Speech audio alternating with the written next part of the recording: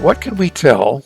What can we tell OTs who have not yet taken the step to consider it about why they should consider it from your own perspective? For instance, why don't you give us your background, how long you've been in OT and where you went to school and where you've been working? Yeah, so I've been an OT for how many years? 27 years. I went to Mizzou, the University of Missouri in Columbia, and I started out I've worked in all different areas of OT, but I very much like neuro, and I like the brain and the cognitive components of work and kind of what goes into that.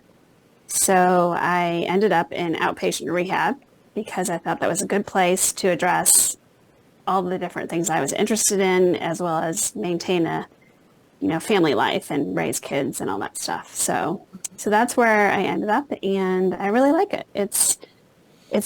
You have to be creative. Not, two clients are not the same, and two people who do a job are not the same in terms of what their job requires of them. And I just like that challenge, and I like analyzing that with them and figuring out how I can help them get back to a successful re-entry into work, or even if they're at work, helping them be better with, doing their job or communicate that.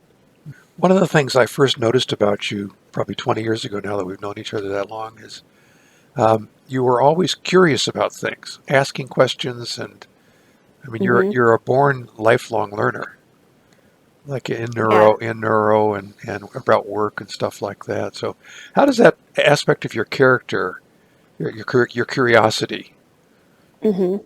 how does that fit into your career in this area? Yeah. So I've actually been trying to kind of get at this other colleague to help me out a little bit more with return to work stuff. And she even said to me this morning in the meeting that when I saw her, she said, I don't really know much about the field of like electrician. She has an electrician as a client. And she's like, I don't really know much about that. I'm like, yeah, I know. I said, I feel like every day I'm learning new things about people's jobs and I find it so interesting. And she said, yeah, it's really kind of fun to kind of learn what people are doing. You pass by people on the street doing a job, and until you become an OT and you have to analyze that with them, you don't think, oh, look at the way those workers are, paving the cement. So now I just find it very interesting to learn about people's jobs. Sometimes it's hard if they can't describe their job to you, but for the most part, in outpatient setting, most people can. How many different jobs do you think you've analyzed now over the years in terms of Oh my gosh, I can't even. Yeah. You how, know what? It's been so many I can't count, but I did have someone last year for the first time that was a social influencer. So that was a new one that I hadn't had Mhm. to kind of learn about. And I admit I was a little bit skeptical when I first heard that term, like I'm an influencer.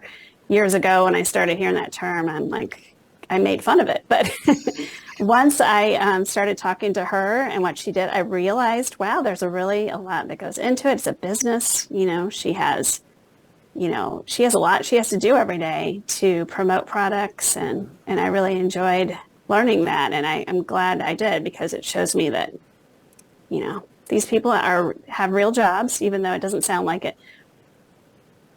did she have a concussion or a stroke, or how did she come to you? She had long COVID, yeah. Long COVID. Oh my goodness.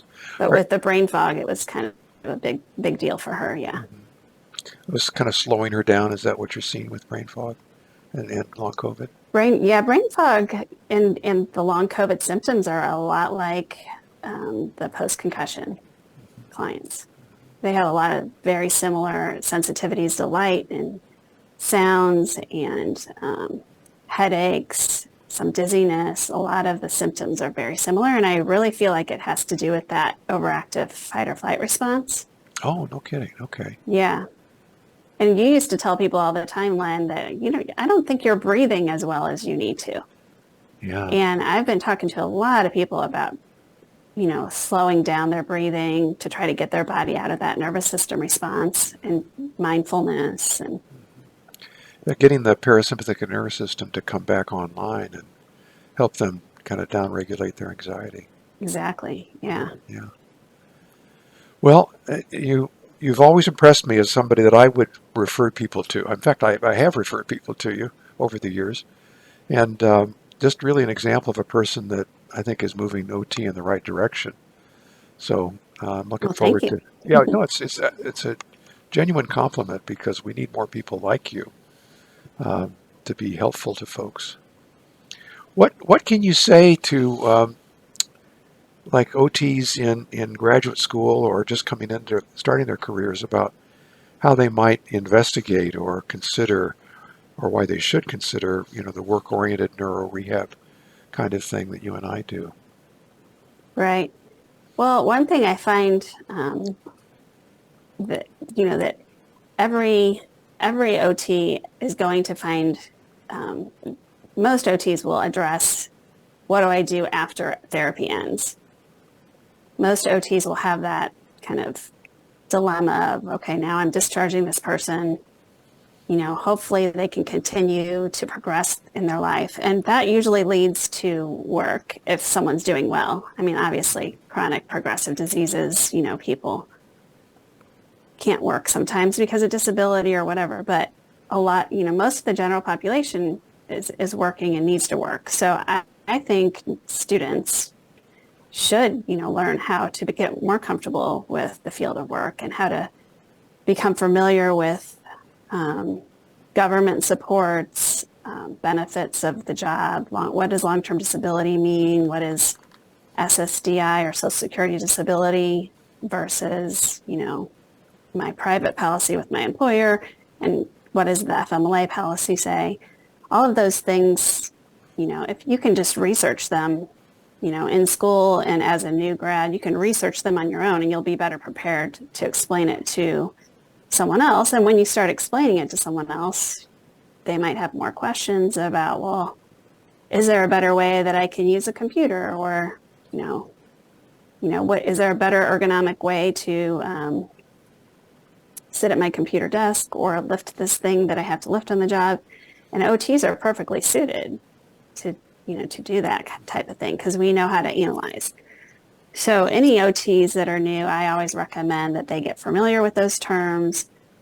Don't shy away from that topic with your clients. And once you start addressing it, there's got to be people like me around that can, guide you if you have further questions. But I don't think it's a hard field to get into. I just feel like people aren't comfortable with some of the terminology, and so they shy away from it.